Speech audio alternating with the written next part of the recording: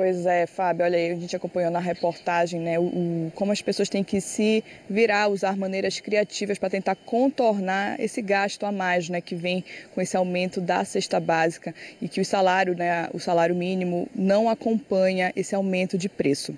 Para explicar para a gente por que as coisas estão mais caras, principalmente este ano, e também para dar algumas dicas, a gente vai conversar agora com o economista Valfredo de Farias. Bom dia, Valfredo. Muito obrigada por estar aqui com a gente. Acho que o primeiro passo a gente já sente que os preços vêm aumentando de um tempo para cá, mas este ano alguns fatores contribuíram para que aumentassem ainda mais. Tem alguma explicação? Bom dia, TV Liberal. Tem algumas explicações, né? Uma delas, que aconteceu recentemente, foi a tragédia lá no Rio Grande do Sul, né? Que impactou muito toda a cadeia de produção lá no Rio Grande do Sul, não só de alimentos, como também de outras fontes, né, de outros itens. Isso com certeza impactou também na inflação.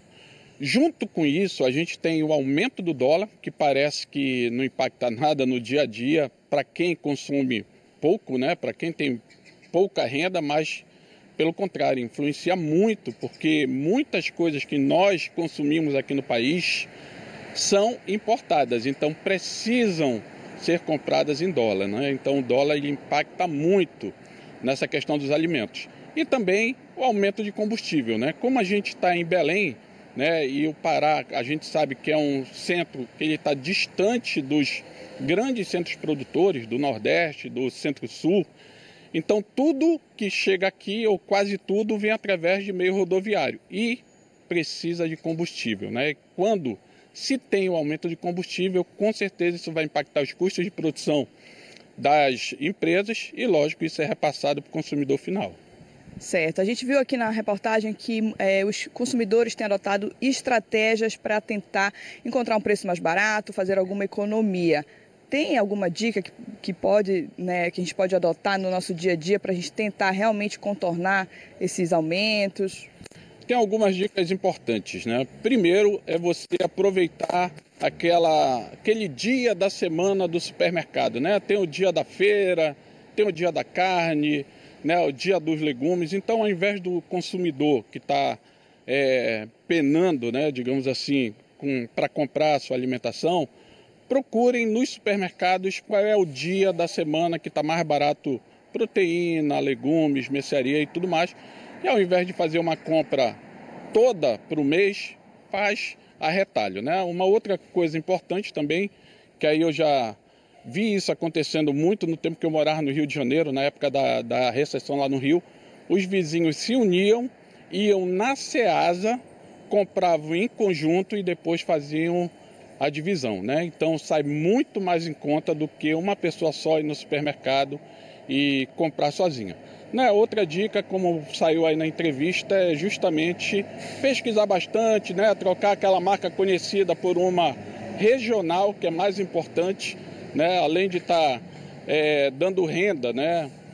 Faturamento para as empresas locais, também com certeza vai pagar um custo de frete bem menor, né? Está inserido ali. Então, praticamente essas 3 dicas aí, se o consumidor de fato ele seguir uma delas, com certeza ele vai ter um desconto legal aí no final do mês no seu orçamento. A gente também tem muita questão da safra, né? Aqueles produtos que não estão na safra costumam sair mais caros. A gente viu o exemplo do açaí do primeiro semestre, que agora já está com um preço bem mais em conta.